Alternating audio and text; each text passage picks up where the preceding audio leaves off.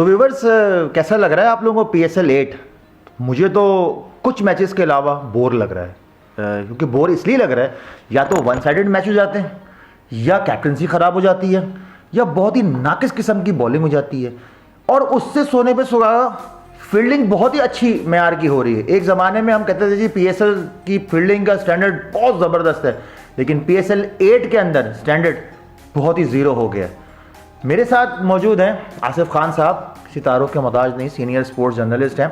आसिफ भाई, क्या हो गया ये आज PSL 8 को? मतलब इतनी ख़राब परफॉर्मेंस, या तो वन साइडेड मैच हो जाते हैं, या तो 2-2 250 रन बन रहे हैं।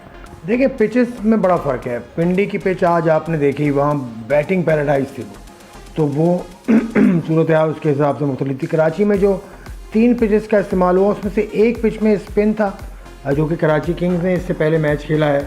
उसमें आपने देखा इमाद ने बॉल स्पिन किया, बाकायदा इमाद का गेंद पड़ के बाहर निकला। शोएब मलिक ने स्पिन किया और बोल्ड किया, ये चीज़ हमने नहीं देखी थी। और लाहौर की पिच थोड़ी सी यूँ कहिए कि वो भी बैटिंग पैराडाइज है, तो लाहौर और पिंडी की पिच में मुझे सिमिलैरिटी नज़र आई, और कराची की पिच डिफरेंट। तो पिचेस डिफरेंट होने की वजह से इस तरह का गेम हो रहा है कि आप प्रेडिक्ट नहीं कर सकते कि रन यहाँ पर विनिंग स्कोर क्या होगा। बाकी fielding is a cause of concern, yes. कुछ फील्डिंग हमने बहुत अच्छी देखी। न्याजी जो लड़का है कराची किंग्स का, बेहतरीन फील्डिंग उसने की। आज भी हमने देखा एक कैच अहमद जमाल ने लिया अपनी बॉल पे, हाई कैच था वो। मुश्किल होती है इस तरह की फील्डिंग, लेकिन फील्डिंग ओवरऑल इतनी ज़्यादा अच्छी नहीं है। बिल्कुल आप ठीक कह रहे हैं। फील्डिंग कब सही करेंगे? फील्डिंग तो वाहिद एक ऐसी चीज़ है कि जो आप अपने शौक से सही करते हैं। शौक होता है तो आप ऑटोमेटिकली फील्डर अच्छे बन जाते हैं, और ये बड़े बड़े फील्डर्स की एग्जांपल है। जॉन्टी रोड्स की बात करें, एशल गिब्स की बात करें, आपके पाकिस्तान के अंदर शोएब मलिक की अगर बात करें, इमरान नज़ीर की बात करें, शाहिद आफरीदी की बात करें, इवन आप अगर और शादाब की अगर बात करें, they are the very good fielders. क्यों? क्योंकि वो फील्डिंग एक्स्ट्रा करते हैं। यूनुस खान की अगर बात करें, क्या ही बात थी स्लिप्स के अंदर, मतलब कभी बॉल जाए तो कैच छूट ही नहीं सकता था, ये तो तय था।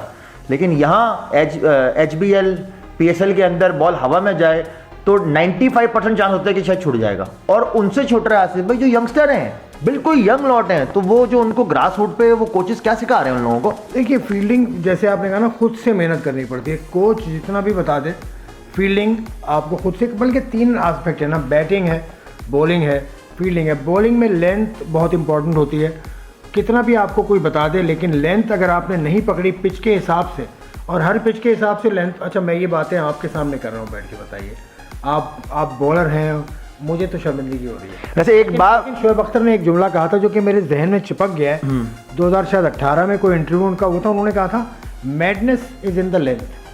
तो जो भी पिच हो, अगर आप अपनी लेंथ को एडजस्ट कर लेंगे कि कहाँ मुझे यहाँ बॉलिंग करनी है, 2-3 बॉल कराने के बाद वसीम अकरम जैसे बॉलर ये अंदाज़ा लगा देते थे कि इस पिच पे लेंथ क्या है। तो length of a bowler is very important, और again length is very important for a batter, कि किस लेंथ पर मैंने पीछे जाना है, किस लेंथ पर मैंने आगे आना है।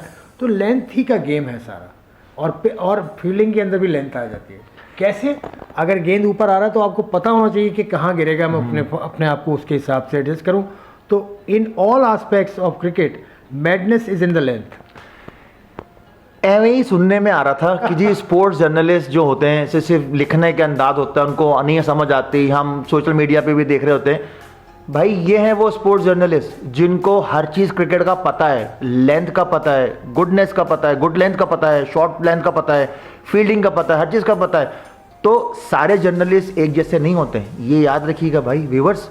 सबको सबको सबको सबको एक बास्केट में लेके नहीं चलिएगा। हाँ, 1-2 होते हैं जो जब फ्रूट रखा होता है तो वो ज़्यादा देर रख जाती है, तो थोड़े से शरारती होते हैं, फिर फ्रूट ख़राब हो जाता है तो उनको हटा दिया जाता है। आपका थोड़ा सा मैं कहूँ ना, आप लोग पजीराई देते हैं ऐसे शख्स को जो कि आए बाएँ शाएँ कर रहा है या बेपरखी उड़ा रहा है, उस पर आप तालियां बजाते हैं, तो आपकी तालियां उसको और तक़वीत देती हैं, और वो फिर ऐसे लोग जो जानते हैं वो उनको धकेलते हुए वो आगे चले जाते हैं। उनकी पजीराई आप देखें, यूट्यूब पर उनकी पजीराई आप देखें, सोशल मीडिया पे पजीराई देखें, ये आप लोगों का इसमें ज़्यादा हाथ है।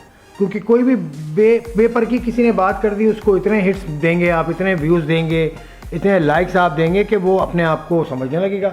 जैसे मिसाल के तौर पर, मिसाल भी देता हूँ मैं आपको, एक साहब हैं जो आजकल गुलकार के तौर पर बड़े मशहूर हो रहे हैं, इंग्लैंड में होते हैं वो, उनका नाम तक मैं नहीं लेता, लेकिन आप पहचान होंगे कि क्या वाहियात गाते हैं वो। लेकिन इतनी पजीराई आज मैंने उनको देखा, उन्होंने लगाया कि राहत फ़तेह अली खान वो और आतिफ असलम और एक और बड़े सिंगर हैं हमारे, उनका नाम मैं भूल गया, लेकिन मतलब उस्ताद नुसरत फ़तेह अली खान के साथ कोई आ सकता है? वो साहब ने अपने आप को कर दिया और वो कह रहे हैं अस्सलाम वालेकुम, बहुत शुक्रिया, बहुत। यार ये हमारा मेयार है कि टीवी चैनल्स पे उसको भर दिया, मतलब ही इज़ डूइंग क्रैप और आप उसको प्रेज़ कर रहे हैं, तो आपका ये बहुत ज़्यादा कसूर है। सुन लिया? और लाइक करें उनकी वीडियो और शेयर करें अपने ख़ानदान के अंदर, दोस्तों के अंदर, फैमिलीज़ के अंदर। यही सुनने को मिलेगा। एक जेंटलमैन आदमी से ना जब आप बात कर रहे होते हैं, जब आप उनकी कोई सुनते हैं, तो वो जो दिल में जो एक तकलीफ़ होती है ना, वो सामने आती कैमरे के सामने। वाकई ये तकलीफ़ है, क्योंकि एक इतने बड़े बड़े लेजेंड हमारे गुलकार गुजरे, हम उनको नहीं पूछते और उनको पूछ रहे हैं जो जुम्मा 8 दिन आए और जो थोड़े यूट्यूब पे बात कर रहे, कभी किसी की बात कर रहे होते। तो एटलीस्ट अपनी सोच और उस नज़रिए से निकलें जहाँ से अपने आप को मनाना है। ये बेसिकली ओवरऑल प्रोग्राम है, इसमें ओवरऑल आप बात करें, कोई स्पोर्ट्स की पर्टिकुलर बात में, स्पोर्ट्स की बात कर ली हमने।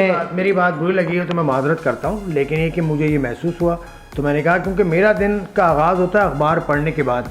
मैं 3 अखबार पढ़ के घर से निकलता हूँ और सारी चीज़ें करके निकलता हूँ, क्योंकि बड़ी मेहनत का काम है ये। 20 साल हो गए मुझे, और इसमें आपको अगर अपना नाम बनाना है तो आपको मेहनत करना होगी। और एक जर्नलिस्ट के लिए authenticity is the foremost thing. अगर मेरी खबर आज बाउंस हो गई तो मैं हंस के नहीं निकाल दूंगा, मुझे उसका जवाब देना है आपको। आप सवाल तो करें, उसके लिए आपको भी पढ़ना पड़ेगा, ये मसला है। तो काइंडली एक काम कीजिए कि जिन्होंने जो YouTube जो देखने वाले हैं, जो मेरे व्यूवर्स हैं, फ्री हिट को जाके ज़रूर सब्सक्राइब करें, क्योंकि फ्री हिट पे आपको ये सारी चीज़ें डेली पे मिलती हैं। ये ताहिर दी 12 मैन के चैनल पे तो कभी कभी आपको चीज़ें सुनने को मिलेंगी, फ्री हिट पे ज़रूर आपको चीज़ें मिलेंगी। और एक चीज़ और, अपना ख्याल रखें, अपने पड़ोसियों का ख्याल रखें, और ख़ास तौर पे नियतें एक दूसरे के लिए साफ़ रखें। नियत बहुत साफ, नियत साफ़ रखें, ईमानदारी से काम करें। पैसा 2 नंबर कमाने की कोशिश ना करें। पैसा आप कमाएंगे ना तो आपको मिलेगा पैसा, लेकिन 1 नंबर पैसे के पीछे जाइए। झूठ से परहेज़ करें। झूठ से परहेज़ करना बड़ा मुश्किल काम है आज के दौर में तो ख़ासकर, लेकिन झूठ जितना हो सके उतना कम से कम बोलिए। अपना ख्याल रखें। अल्लाह हाफ़िज़।